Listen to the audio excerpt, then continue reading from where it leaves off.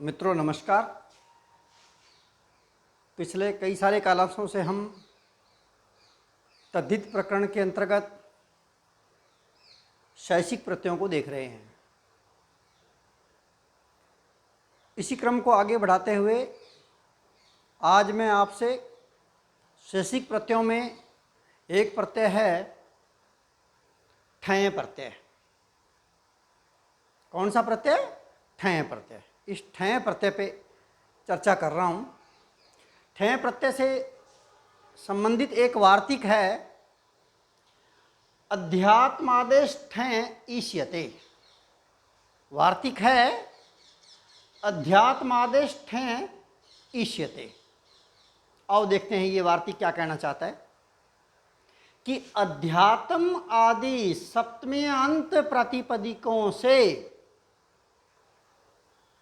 अध्यात्म आदि सप्तम्यंत प्रातिपदिकों से भवः, भवः मीन्स होने वाला, इस अर्थ में तद्धित संज्ञक ठञ् प्रत्यय होता है। ठञ् में से भी ञ हलंत की इत संज्ञा हो जाती है, अ उच्चारणार्थक है, ठ हलंत मात्र शेष रहता है। देखिए एक उदाहरण देके बताना चाहूंगा आपको। एक उदाहरण है आधि भौतिकम। उदाहरण है आधि भौतिकम। इसका लौकिक विग्रह हुआ अधिभूते भवम। अधिभूते भवम अर्थात पृथ्वी आदि महाभूतों में होने वाला। पृथ्वी आदि महाभूतों में होने वाला। इसकी सिद्धि करके बता रहा हूं आपको। अधिभूते सप्तमी विभक्ति, अधिभूत अंगी, इस सप्तम्यंत सुबंत से भवः, भवः मीन्स होने वाला, इस अर्थ में तद्धित संज्ञक ठञ् प्रत्यय हो गया। मित्रों ठञ् होने पर अधिभूत अंगी धन ठ हलंत शेष रहा। इसके बाद कृतधित समासा सूत्र से समग्र शब्द समुदाय अधिभूत अंगी धन ठ हलंत की प्रातिपदिक संज्ञा हो गई। प्रातिपदिक संज्ञा होने के बाद सुप्पो धातु प्रातिपदिकयो, सुप्पो धातु प्रातिपदिकयो, उक्त सूत्र से सुप का अर्थात अंगी का लोप हो गया। लोप होने पर मित्रों स्थिति बनी अधिभूत धन ठ हलंत। इसके पश्चात ठस्ये का सूत्र है। ठस्ये का सूत्र से ठ हलंत के स्थान पर, ठ हलंत के स्थान पे है, ध्यान रहे, ठ हलंत के स्थान पे इक आदेश होता है। इक में भी क पूर्ण है, हलंत नहीं है, तो ठ हलंत को इक आदेश हो गया। तो अधिभूत धन इक। अब इसके बाद अगला सूत्र है अनुसति कादीनाम च। सूत्र है अनुसति कादीनाम च। ये सूत्र क्या कहना चाहता है? सामने देखिएगा। ये सूत्र कहना चाहता है कि अनुसति कादीनाम च ञित, अणित या कित तद्धित के परे रहते। ठीक बात, परे रहते।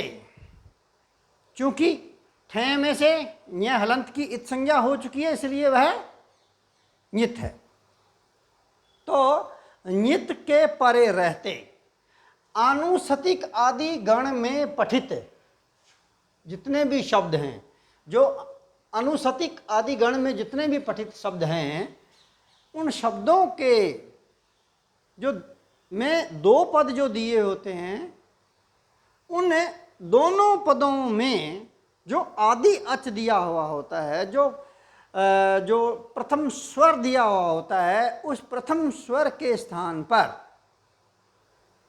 वृद्धि आदेश हो जाता है। क्या होता है? वृद्धि आदेश होता है। तो इस सूत्र से अधि और भूत ये दो पद हैं।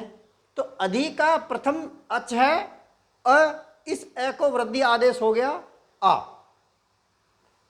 कौन से सूत्र से? अनुसतिक आदि नाम च। और दूसरा पद है भूत। इस भूत के दीर्घ ऊ को वृद्धि आदेश औ हो गया, तो बना आधि भौत और इक।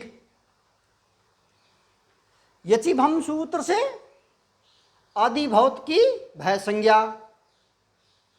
भय संज्ञा होने के बाद मित्रों यस्येति च सूत्र से आदि भौत के अंत्य अवर्ण तय के अ का लोप हो गया। लोप होने पर आदि भौत हलंत धन इक, और दोनों को मिलाया तो आधि भौतिक।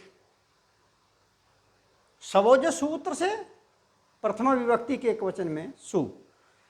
अतोम सूत्र से सु को अम आदेश, और अमी पूर्व से जो आदि भौतिक का कै का अ और अम का अ, इन दोनों के स्थान पे पूर्व रूप एक आदेश अ होने पर आधि भौतिकम प्रयोग मित्रों सिद्ध होता है। एक दूसरा उदाहरण देना चाहूंगा, कृपया सुनिए आप उसको। दूसरा उदाहरण है ऐहिलौकिकम। दूसरा उदाहरण है ऐहिलौकिकम। इहलोके भवम, ये इसका लौकिक विग्रह हो गया। इहलोके भवम, इहलोक में होने वाला, ये इसका लौकिक विग्रह हो गया। आइए ऐहिलौकिकम की सिद्धि करके देखते हैं।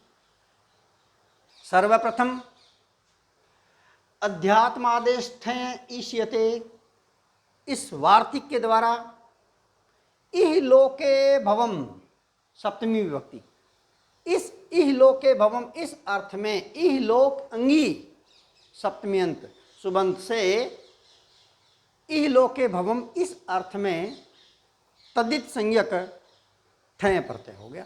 ठय में से भी ठ हलंत मात्र शेष रहा।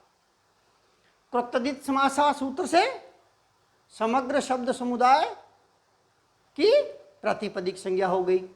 सुप्पो धातु प्रतिपदिकियों से सुप का अर्थात अंगी का लोप हो गया। लोप होने पर स्थिति बनी इहलोक धन ठ हलंत, ये स्थिति बन गई। अब ठसेक सूत्र से ठ हलंत के स्थान पर इक आदेश हो गया।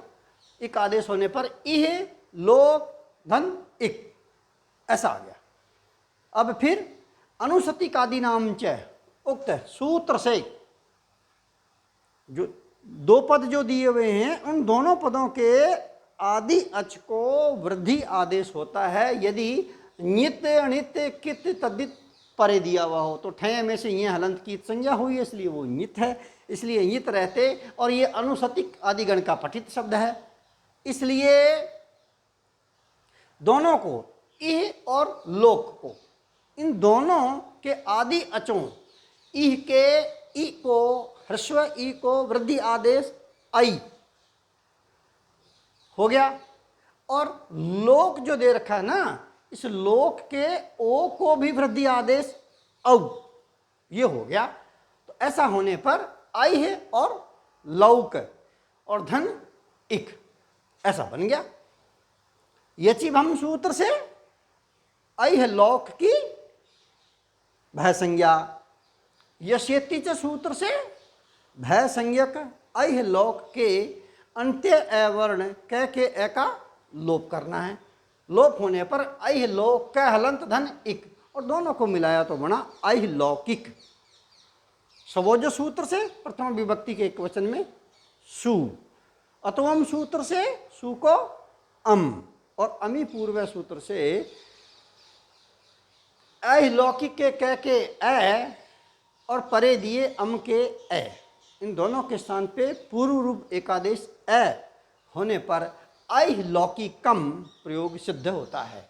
तो मित्रों, मैंने आज आपसे शेषिक प्रत्ययों में एक प्रत्यय है ठय प्रत्यय और उससे संबंधित वार्तिक है अध्यात्मादेश ठय ईष्यते, ये मैंने आपको बताया। और एक सूत्र है जिसकी भी चर्चा मैंने आपसे की, अनुसतिक आदि नाम च, इस सूत्र की चर्चा की। और दो उदाहरण भी मैंने आपको बताए हैं, एक है आदि भौतिकम और एक है ऐहिलौकिकम। मित्रों, परीक्षा की दृष्टि से ये महत्वपूर्ण है। आपको इसे इन सूत्रों को, इन वार्तिकों को आप कंठस्थ कर लीजिएगा, आपसे पूछ सकते हैं। आपसे सूत्र लेकर के उदाहरण व्याख्या भी पूछी जाती है, और आपको अहलौकिकम दे दिया और उसकी रूप सिद्धि भी आपसे पूछी जा सकती है। दोनों दृष्टियों से महत्वपूर्ण है, आप इसको देख लीजिएगा। अगले क्लास में फिर शैसिक प्रत्ययों से संबंधित कुछ अन्य और प्रत्यय रह गए हैं, उन प्रत्ययों को लेकर के मैं आपसे फिर मिलूँगा। धन्यवाद। जय हिंद।